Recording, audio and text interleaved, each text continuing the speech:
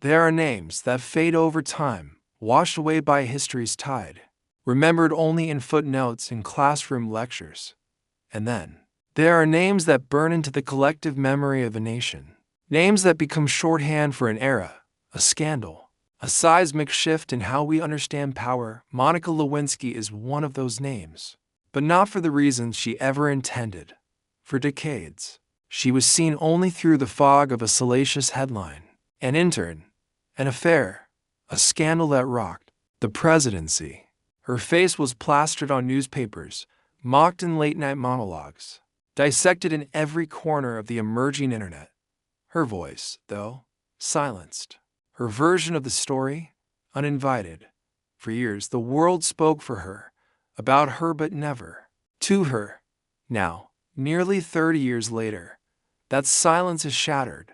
And what emerges from it isn't just the woman at the center of a political earthquake, but a voice that refuses to be erased. She remembers the moment her world collapsed with eerie precision. A door opening, newspapers lying on every doorstep. In her D.C. apartment hallway, her name bold, inescapable printed above the fold. It was January 1998, and within hours, her private life had been annexed by the American public. Strangers knew the most intimate details of her existence. But the real betrayal didn't come from the man in the Oval Office. It came from someone far closer. Linda Tripp, a co-worker, a confidant, had secretly recorded Monica's private confessions and delivered them into the hands of federal investigators. The leak set off a media firestorm so aggressive it's almost unthinkable now. Within the first 10 days, the Washington Post ran 127 stories about her, and that was just one outlet. Overnight, she was stripped of dignity, of privacy, of agency. Talk shows mocked her, pundits dissected her, and the world decided who she was. Not a person, but a punchline. She was 24 years old. She had no legal team, no PR strategy, no crisis manager, just fear and silence. In the shadows of the White House, she had been caught in a web of power, secrecy, and exploitation. Now she was dangling in full view of the world.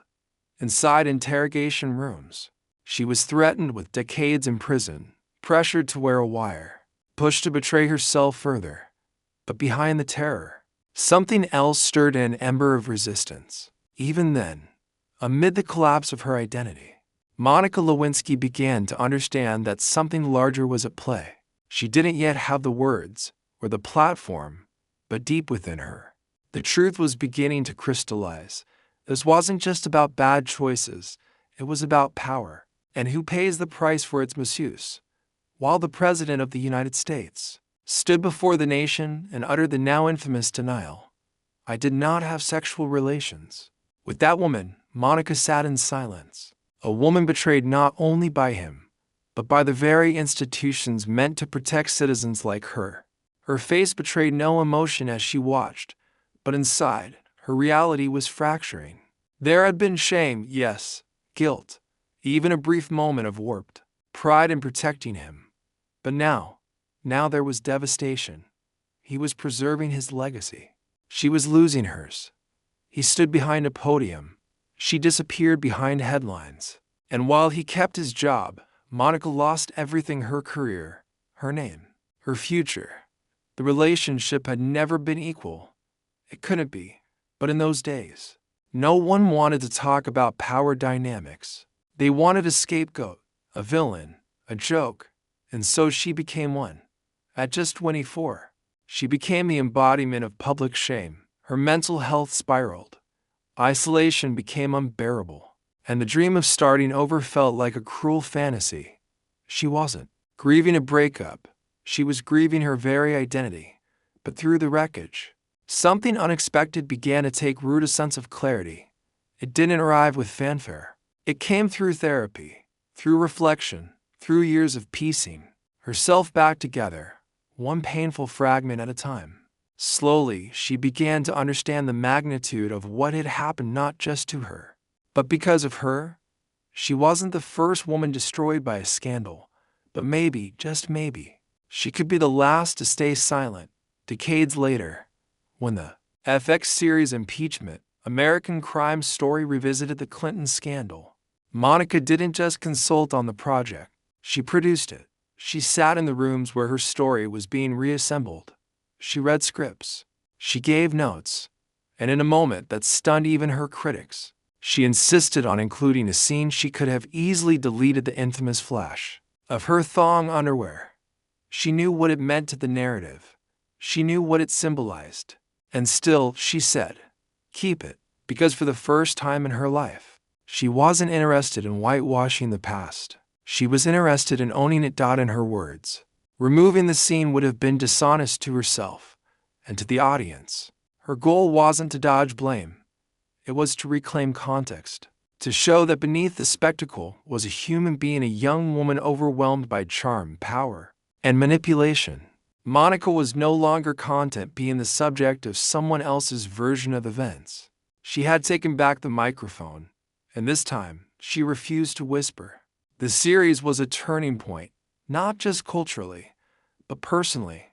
It gave her what she had been denied for so long: dimensionality. No longer a one-note character in a tabloid soap opera, she was finally rendered in full color. She was flawed, yes, but also self-aware, deeply reflective, and achingly human. Then came the moment that truly flipped the narrative. In an interview that aired more than 2 decades after the scandal, Monica said plainly, Bill Clinton should have resigned. No rage, no sensationalism, just a calm, piercing truth. For years, she'd avoided saying those words. She'd acknowledged her role. She'd offered empathy. But now, she was done absorbing all the blame. She said what many had long suspected. The president hadn't just failed her. He had failed the country. He lied, deflected, and allowed his administration to discredit her. And while he walked away with his presidency intact, she was left to pick up the pieces in silence. Her statement wasn't about vengeance. It was about justice, about accountability. And for the first time, the weight of that truth shifted from her shoulders to his. She didn't stop there. Her journey evolved into something bigger than the scandal. She launched a podcast, Reclaiming.